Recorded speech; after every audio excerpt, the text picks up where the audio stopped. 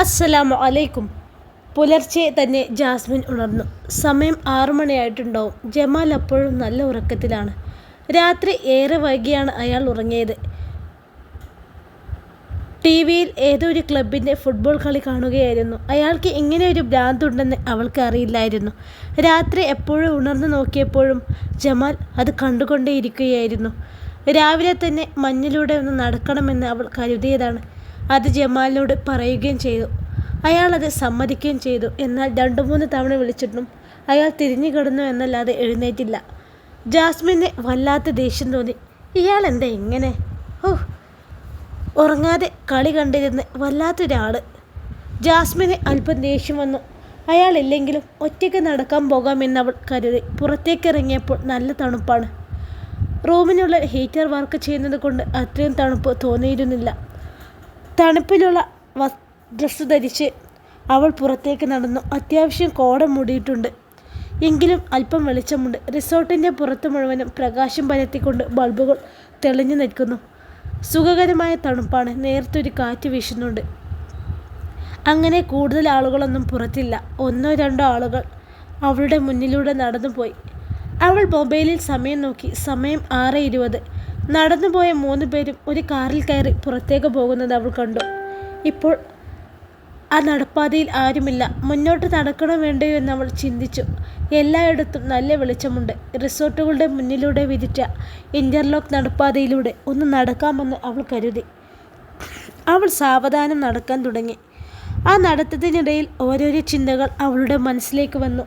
വീട്ടിൽ നിന്ന് ഇറങ്ങിയത് മുതൽ ഫോണിലേക്ക് നിരന്തരം കോളുകളാണ്. ഉമ്മയും ആബിദയും മാറി മാറി വിളിക്കുന്നുണ്ട്. അവസാനം വിളിച്ച കോളുകൾക്കൊന്നും അയാൾ മറുപടി നൽകിയിട്ടില്ല. തങ്ങൾ ഒരാഴ്ചത്തേക്ക് വരില്ല എന്ന് പറഞ്ഞതാണ്. എന്നിട്ടും നിരന്തരം വിളിക്കുന്നതിൽ അവൾക്ക് നല്ല ദേഷ്യം തോന്നിയിട്ടുണ്ട്. അവൾ മൊബൈലിൽ നെറ്റ് ഓൺ ചെയ്തു. റേഞ്ച് കുറവാണെങ്കിലും നെറ്റ് ഓൺ ആവുന്നുണ്ട്. വാട്സപ്പിൽ കുറച്ച് മെസ്സേജ് വന്നു കിടക്കുന്നത് അവൾ കണ്ടു. കമ്പനിയിൽ നിന്നാണെന്ന് കണ്ട് അവൾ അത് പെട്ടെന്ന് എടുത്തു നോക്കി. എത്രയും പെട്ടെന്ന് തിരിച്ചു വരുമല്ലോ എന്നായിരുന്നു ആ മെസ്സേജ്. അപ്പോഴാണ് തനിക്കിനി 20 ദിവസം കൂടെ ബാക്കിയുള്ളൂവെന്ന് അവൾ ഓർക്കുന്നത്. ലീവ് നീട്ടണമെന്ന് കരുതിയതായിരുന്നു. ആരോ ഒരാൾ കൂടി പുതുതായി ലീവിന് അപ്ലൈ ചെയ്തിട്ടുണ്ട്. അതാണ് ലീവ് കഴിഞ്ഞ് ഉടനെ വരുമല്ലോ എന്ന് കമ്പനി ചോദിക്കുന്നത്. സാധാരണ 1 മാസത്തെ ലീവിന് വന്നാലും മെയിൽ അയച്ച് 1-2 ആഴ്ച കൂടി നീട്ടാൻ സാധിക്കാറുണ്ട്. അത് ചെയ്യരുത് എന്ന് കരുതിയിട്ടാവും പെട്ടെന്ന് തന്നെ മെസ്സേജ് അയച്ചത്. 2-3 ആളുകൾ കൂടി ലീവിന് അപ്ലൈ ചെയ്തിട്ടുണ്ടായിരുന്നു. ഇനിയിപ്പോൾ ഇവിടെ നിന്നിട്ടും പ്രത്യേകിച്ച് കാര്യമൊന്നുമില്ല. 20 ദിവസത്തിന് മുമ്പ് തന്നെ പോകണമെന്ന് കരുതിയതാണ്. 10 ദിവസം യാത്രയിൽ തന്നെ തീരും. ഇന്നോ നാളെയോ ഇവിടെ നിന്ന് ഇറങ്ങണം. ഇനി കുറച്ച് കേരളത്തിൻ്റെ പുറത്തു കൂടി കറങ്ങണം. ആഗ്രഹമുണ്ട്. പറ്റിയാൽ പോകുന്നത് വരെ യാത്ര പോകണമെന്നാണ് ഇപ്പോൾ ജാസ്മിൻ്റെ ആഗ്രഹം. അവൾക്ക് ആ വീട്ടിൽ പോയി നിൽക്കാനേ വയ്യ. കാശ്മീരിൽ പോകണമെന്ന് ആഗ്രഹിച്ചിട്ട് കുറേ കാലമായി. ഇവിടെ നിന്നും നേരെ അങ്ങോട്ട് വിട്ടാലോ എന്നായി അടുത്ത ചിന്ത. ആരെന്തൊക്കെ കരുതിയാലും തൻ്റെ ഇഷ്ടത്തിന് മാത്രമേ കാര്യങ്ങൾ നടക്കാവൂ എന്നവൾ ഓർത്തു. വീട്ടിലെ കാര്യങ്ങളിലേക്ക് അധികം ശ്രദ്ധ കൊടുക്കാതിരിക്കുകയാണ് നല്ലത്. പുതിയ മരുമോളെ ഒന്നിനും കിട്ടൂല എന്ന് ആക്ഷേപം എല്ലാവരും പറയായിരിക്കും. കുറച്ച് പറഞ്ഞ് അതൊക്കെ നിർത്തിക്കോളും. ഉമ്മാക്കും ആബിദാക്കും പോകുമ്പോൾ എന്തെങ്കിലും കൊടുത്താൽ പിന്നെ അവർക്ക് നല്ല അഭിപ്രായമായിരിക്കും. മൂത്തച്ചിമാരാണ് പ്രശ്നം. അവർ 2 പേരും ഒരുമിച്ച് നിൽക്കുന്നുണ്ട്. 2 പേർക്ക് ലോകം കണ്ട് പരിചയമുണ്ടെന്ന് തോന്നുന്നു. ജമാൽ മുമ്പ് പറഞ്ഞത് അങ്ങനെയൊന്നും ആയിരുന്നില്ല. അതെന്തെങ്കിലും ആവട്ടെ എന്ന് ജാസ്മിൻ കരുതി. Good morning. ഒരു വിഷ് കേട്ടാണ് അവൾ മുഖം ഉയർത്തി നോക്കിയത്. ഖാലിദ് ആയിരുന്നു അത്. തുവള്ള പാൻറ്റും ജാക്കറ്റുമായിരുന്നു അയാളുടെ വേഷം. തലയിലൊരു തൊപ്പി വെച്ചിട്ടുണ്ട്. ആ വേഷത്തിൽ അയാൾ അതിസുന്ദരനായിരുന്നു. ഗുഡ് മോർണിംഗ്, അവൾ മന്ദഹാസത്തോടെ പറഞ്ഞു. ഞാൻ കുറേ നേരമായി നടക്കാൻ തുടങ്ങിയിട്ട്. എത്രയോ വർഷങ്ങളായിട്ടുള്ള ശീലമാണ്. ഒരാളെപ്പോലും കമ്പനിക്ക് കണ്ടില്ല. ഇപ്പോഴാണ് നിന്നെ കാണുന്നത്. എവിടെ ജമാൽ? എണീറ്റില്ലേ? ഇല്ല, എണീറ്റിട്ടില്ല. ഇന്നലെ കളി കഴിഞ്ഞ് നേരം വൈകിയാണ് കിടന്നത്. അവൻ്റെ ഫുട്ബോൾ ഭ്രാന്ത് ഇതുവരെ തീർന്നില്ലേ? ചിരിയോടെ ഖാലിദ് ചോദിച്ചു. പണ്ട് സ്കൂളിൽ പഠിക്കുന്ന കാലത്തെ ഗ്യാപ്പ് കിട്ടിയാൽ അവന് ഫുട്ബോൾ കളിക്കാനോടും. ക്ലാസ് കട്ട് ചെയ്തവരെ അവൻ്റെ ഫുട്ബോൾ കളിക്കാൻ പോയിട്ടുണ്ട്. വലുതായപ്പോൾ ഈ ഭ്രാന്ത് നിൽക്കുമെന്നാണ് കരുതിയത്. ഇന്നലെ എപ്പോഴായിരുന്നു കളി? അതൊന്നും എനിക്കറിയില്ല. TV-യിൽ രാത്രി എപ്പോഴും കളി ഉണ്ടാവുമല്ലോ. എനിക്ക് ഫുട്ബോളിനോടൊന്നും ഒരു താല്പര്യമില്ല. ഞാൻ കാണാറുമില്ല. ഖാലിദ് അതിന് ചിരിയോടെ തലയാട്ടി. 2 പേരും നേർത്ത് മഞ്ഞു പെയ്യുന്ന പ്രഭാതത്തിൽ സംസാരിച്ചുകൊണ്ട് മുന്നോട്ട് നടന്നു. നിങ്ങളുടെ ആളെ കണ്ടില്ലല്ലോ വൈഫേ, അവൾ എവിടെ, എണീറ്റില്ലേ? ആ അവൾ ഇന്നലെ വൈകുന്നേരം തന്നെ പോയി. ഇന്ന് അവളെ കൂട്ടുകാരിയുടെ ഒരു ഫംഗ്ഷനുണ്ട്. എനിക്ക് അതില്ല. ഇന്ന് 12 മണിയോടെ ഞാനും തിരിച്ചു പോകും. നാളെ എനിക്ക് വളരെ അത്യാവശ്യമായിട്ട് ദുബായിലൊന്ന് പോകണം. ഒരു പുതിയ കോൺട്രാക്ട് സൈൻ ചെയ്യാനുണ്ട്. 2-3 വർഷമായിട്ട് ഞാൻ ട്രൈ ചെയ്യുന്നതാ. ഇപ്പോഴാണ് ഒന്ന് ശരിയായത്. ആഹാ, കൺഗ്രാജുലേഷൻ. താങ്ക്സ്. വിടർന്ന ചിരിയോടെ ഖാലിദ് പറഞ്ഞു. അയാളുടെ ചിരി കാണാൻ എത്ര ഭംഗിയാണെന്ന് അവൾ ഓർത്തു. കാണാനും സുന്ദരനാണ്, പെരുമാറ്റവും മനോഹരം. ഇട്ടും മൂടാനുള്ള പണമുണ്ട് എന്ന് തോന്നുന്നു. ഇപ്പോൾ ധരിച്ചിരിക്കുന്ന വസ്ത്രങ്ങൾ തന്നെ വളരെ വിലയേറിയതാണെന്ന് കണ്ടാൽ തന്നെ അറിയാം. ധരിച്ചിരിക്കുന്ന ഷൂവിനും തന്നെ നല്ല വില കാണും. ഇടയ്ക്ക് അയാൾ മൊബൈലൊന്ന് എടുത്തു നോക്കി. ആപ്പിളിൻ്റെ ഏറ്റവും പുതിയ വേർഷനാണെന്ന് അവൾ കണ്ടു.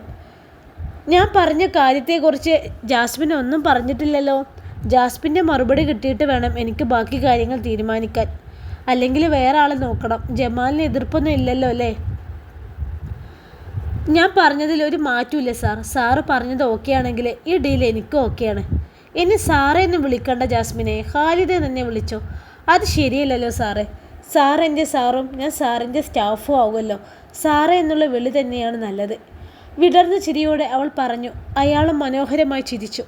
അയാളുടെ ചിരി കാണാൻ എന്തു ഭംഗിയാണെന്ന് അവൾ വീണ്ടും ഓർത്തു. നിനക്ക് ഇഷ്ടമുള്ളത് വിളിച്ചോ, എന്ത് വിളിച്ചാലും കുഴപ്പമില്ല. ജോലി ക്ലിയറായിട്ട് ചെയ്താൽ മാത്രം മതി. അവൾ അറിയാതെ ചിരിച്ചുപോയി. അതൊക്കെ ഞാൻ കൃത്യമായിട്ട് ചെയ്യും. 5 വർഷമായി ഞാൻ ജോലി ചെയ്യുന്ന കമ്പനികളിലെ ഏറ്റവും നല്ല ബെസ്റ്റ് എംപ്ലോയി ഞാനാണ്. ഞാനത് അഭിമാനത്തോടെ പറയാണ്. വേണമെങ്കിലേ നിങ്ങൾക്ക് അന്വേഷിക്കാം. അതൊക്കെ എനിക്കറിയാം. അതുകൊണ്ടാണല്ലോ ഞാൻ ജാസ്മിനെ തന്നെ എൻ്റെ അസിസ്റ്റൻ്റായി വേണമെന്ന് വാശി പിടിക്കുന്നത്. എനിക്ക് വേറെയും ഒരുപാട് പദ്ധതികളുണ്ട് കേട്ടോ. ജാസ്മിനെ പോലെ ഒരാൾ കൂടെയുണ്ടെങ്കിൽ എല്ലാം ഉഷാറായിട്ട് നടക്കും. എല്ലാം നടക്കും. നമുക്കൊക്കെ ശരിയാക്കിയെടുക്കാം. അയാളൊന്ന് മൂളി. അതില്ല സാറേ, എന്നത്തേക്കാണ് നിങ്ങൾ ഓഫീസ് തുറക്കുന്നത്? എനിക്ക് 20 ദിവസം കൂടി ലീവുണ്ട്. എന്നിട്ട് മതി. ആദ്യം ഞാൻ സൗദിയിൽ പോയി കുറച്ച് പേപ്പറൊക്കെ ക്ലിയർ ആക്കട്ടെ.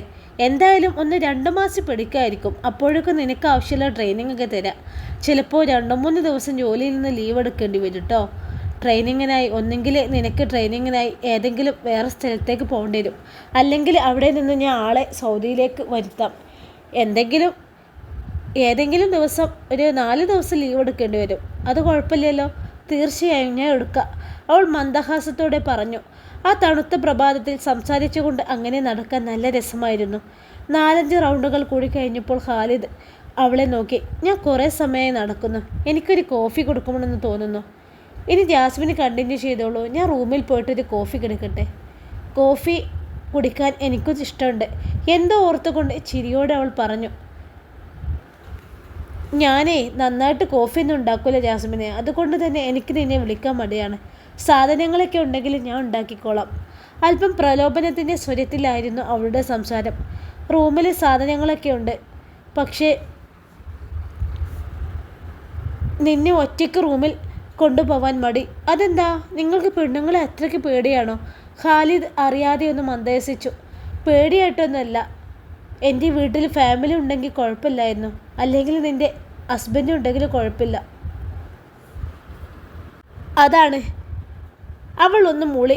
താൻ കരുതിയതുപോലെ ഖാലിദ് ഒരു വുമണൈസർ അല്ല എന്ന് അവൾക്ക് തോന്നി. അത് ശരിയാണ്. ഞാനത് അത്ര ആലോചിച്ചില്ല. ഞാനൊരു കാര്യം ചോദിക്കട്ടെ? അവൾ ചോദിച്ചത് കേട്ട് അയാൾ തലയാട്ടി. നമുക്ക് പുറത്തുനിന്ന് കുടിച്ചാലോ കോഫി? ഇവിടെ റെസ്റ്റോറൻ്റ് ഉണ്ടല്ലോ. നമുക്ക് സംസാരിച്ചുകൊണ്ട് തിരിച്ചു വരികയും ചെയ്യാം. അയാളൊന്ന് മൂളി. ആ, അത് നല്ല ഐഡിയ ആണ്. എന്നാ വാ, നമുക്ക് പോവാം. ഞാനൊരു കാര്യം ചോദിച്ചോട്ടെ? അവൾ പതിയെ തലയാട്ടി. എന്താ? നമ്മൾ ഒരുമിച്ച് ഇങ്ങനെ പോകുന്നത് ജമാൽ അറിഞ്ഞ പ്രശ്നമുണ്ടോ? എന്ത് പ്രശ്നം? ഒരു പ്രശ്നവുമില്ല. ഞങ്ങൾ കല്യാണം കഴിച്ചു എന്ന് കരുതേ എനിക്കും അയാൾക്കും സ്വന്തം ഇഷ്ടാനിഷ്ടങ്ങളുണ്ടാവുമല്ലോ. എനിക്ക് എൻ്റെ ഇഷ്ടങ്ങളാണ് വലുത്. അതിൽ മറ്റാരും കൈകൊടുത്തുന്നത് എനിക്കിഷ്ടമല്ല. അതിനിപ്പോൾ ആരായാലും, സ്വന്തം ഭർത്താവായാലും വേണ്ടിയില്ല, കാമുകനായാലും വേണ്ടില്ല, ഇനിയിപ്പോൾ എൻ്റെ വീട്ടുകാരായാലും വേണ്ടില്ല. അതിനൊന്നും ഈ ജാസ്മിനെ അനുവദിച്ചു കൊടുക്കില്ല. അതെനിക്ക് തീരെ താല്പര്യമുള്ള കാര്യമില്ല. ഞാൻ ആരും തന്നെ അതൊക്കെ പറഞ്ഞ് ഉറപ്പിച്ചതാ. അതല്ലേ ഞാൻ എൻ്റെ ആദ്യത്തെ ഹസ്ബൻഡിനെ ഒഴിവാക്കിയത്. നീ കൊള്ളാലോ, അയാൾ ഓർത്തു. അവർ രണ്ടുപേരും റിസോർട്ടിന് പുറത്തേക്ക് നടന്നു. പോകുമ്പോൾ അറിയാതെ എന്ന പോലെ ജാസ്മിൻ അയാളുടെ കയ്യിൽ കൈകൊണ്ട് പതിയെ ഉരസി. ആ തണുപ്പിൽ അവൾക്ക് അയാളുടെ കൈ ചേർത്ത് പിടിക്കാൻ ആഗ്രഹം തോന്നി. ഇയാളെ ആദ്യം തന്നെ കണ്ടിരുന്നെങ്കിൽ ഇയാളെ കെട്ടാമായിരുന്നു. ആ കോന്നൻ ജമാലിനെ കൊണ്ട് ഒന്നിനും പറ്റൂല. ഛേ, ഇനിയിപ്പോൾ എനിക്കൊരു ചാൻസ് കൂടി കിട്ടുമോ? അതും ചിന്തിച്ചുകൊണ്ട് അവൾ അയാളോടൊപ്പം നടന്നു. ഇൻഷാ അല്ലാഹ് ഈ കഥയുടെ ബാക്കി ഭാഗവുമായി നാളെ കാണാം. അസ്സലാമു അലൈക്കും.